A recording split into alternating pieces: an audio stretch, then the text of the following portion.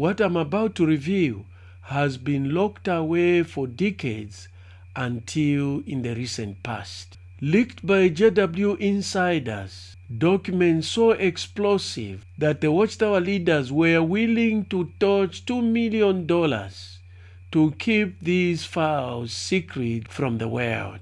Now picture this.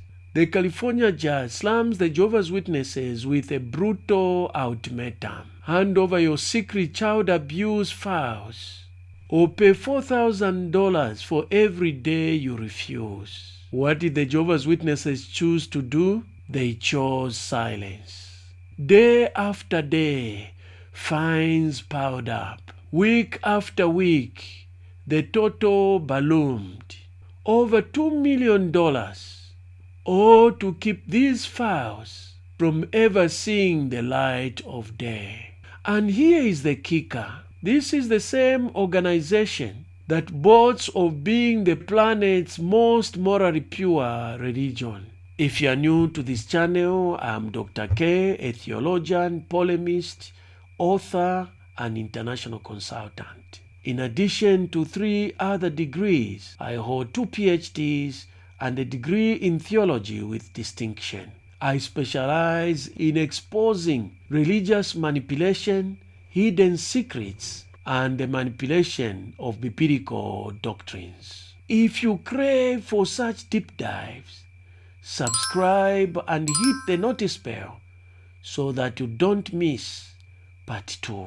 From the Center for Investigative Reporting and PRX, this is Reveal. I'm Al Letson. Reveal reporter Trey Bundy has been after a batch of secret documents for more than 2 years, and now he's closer to them than ever before. He's in a law office in San Diego and standing just a few feet from some of those documents. Are they in this office? Yes. And can you show them to me? No. That's attorney Erwin Zolkin. He represents victims of childhood sexual abuse by members of a global religion, the Jehovah's Witnesses. All I can really say is we have the documents.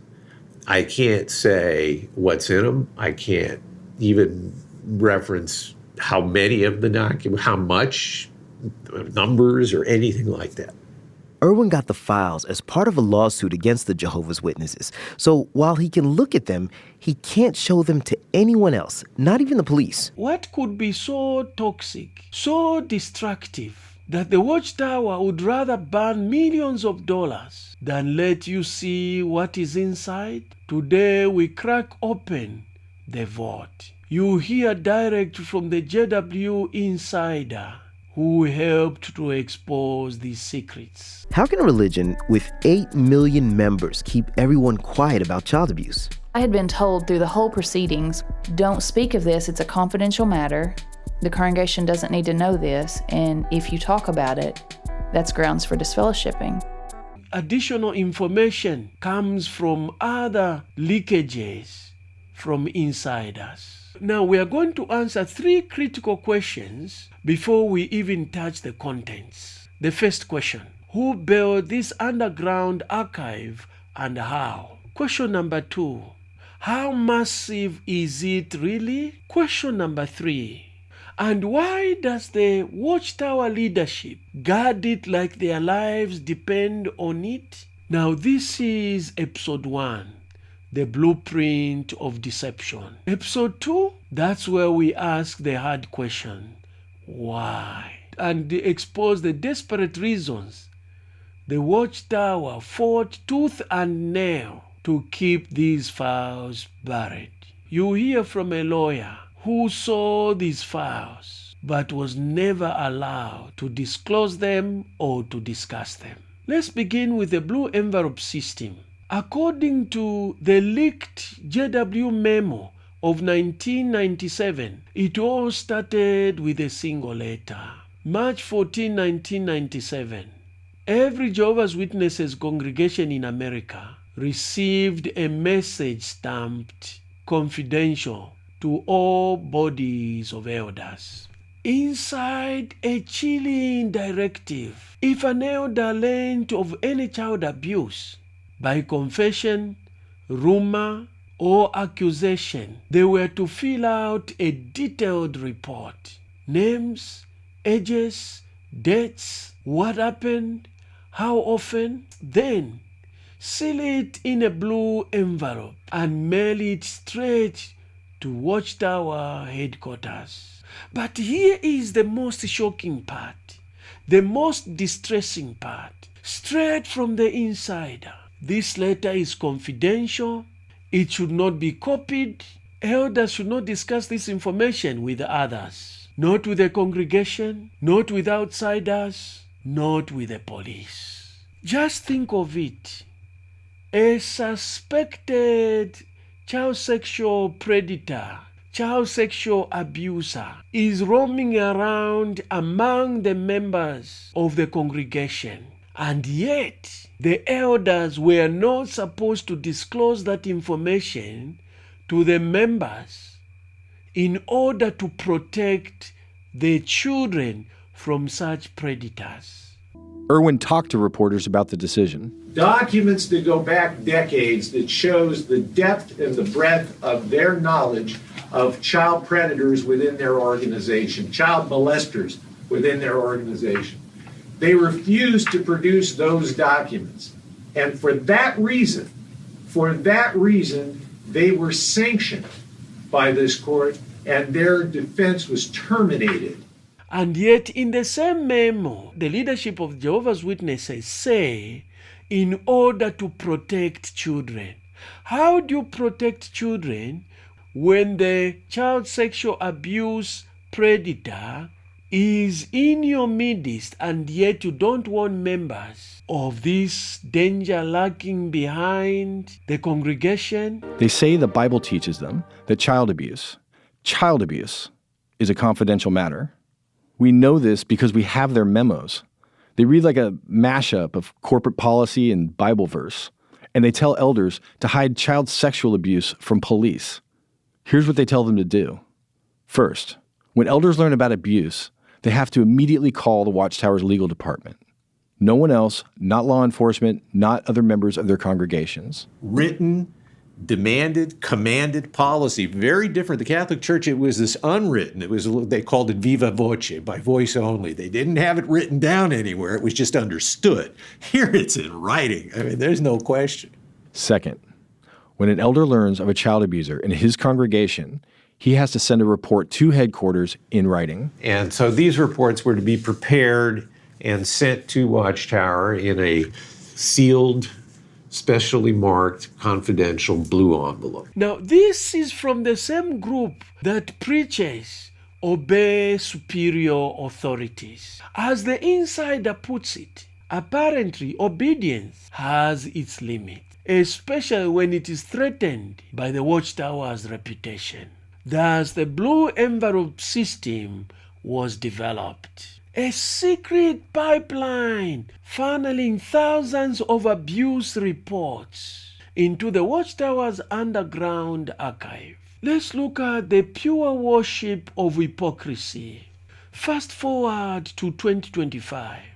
Governing body Helper Martin stands before thousands at the 2025 Pure Worship Convention and declares, "We are at the top, breathing the pure air of true worship, while below are tables of vomit."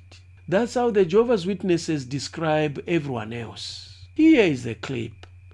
You found the truth. This is it. Pure worship. What does the world have to offer? We're on the top of the mountain where Jehovah has built this massive organization with millions of people globally. You found it. What's at the bottom of the mountain? Nothing but tables of vomit. And yet, up top, we are sucking in the beautiful, clean, fresh air of pure worship. I've actually done a video analyzing this JW Pure Worship talk. I'll leave a link at the end of this video.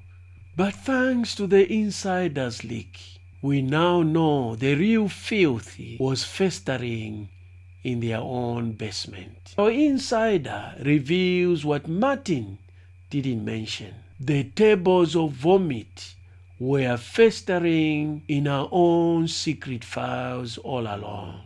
For decades, Jehovah's Witnesses demanded absolute sexual purity, total obedience, total honesty, obedience to secular authorities, unquestioning loyalty.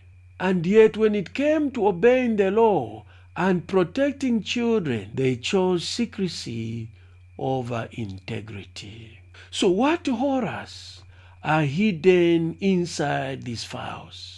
The leaked documents reveal the chilling details. Elders' reports describing how a man asked his 11-year-old stepdaughter to touch his private parts. Not once, but twice. And here is the internal checklist to provide details of the alleged abuse. Number 1, did the abuser confess? Were there witnesses? Was it repeated?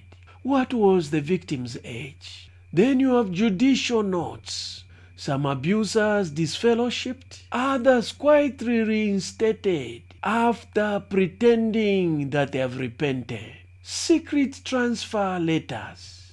When a known child molester moved to another congregation, elders warned each other, but the congregation where the molester had moved to was not informed. By 2000, all the blue envelopes were digitalized. The result? The world's largest private abuse archive.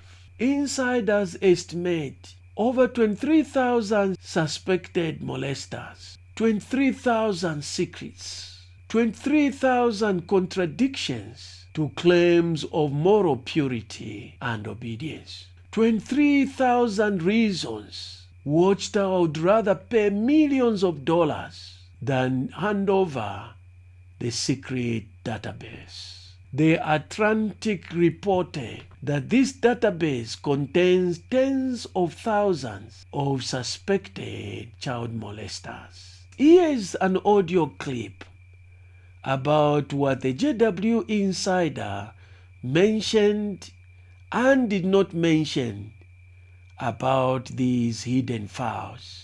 Is where the Jehovah's Witnesses really dug in. First, they said the job of compiling the documents was too big for their offices to handle. Honestly, Mr. Zalkin, the efforts that we've made up to this point is just trying to figure out how on earth we could ever do that in our filing system. That's Richard Ashe, a senior Watchtower official.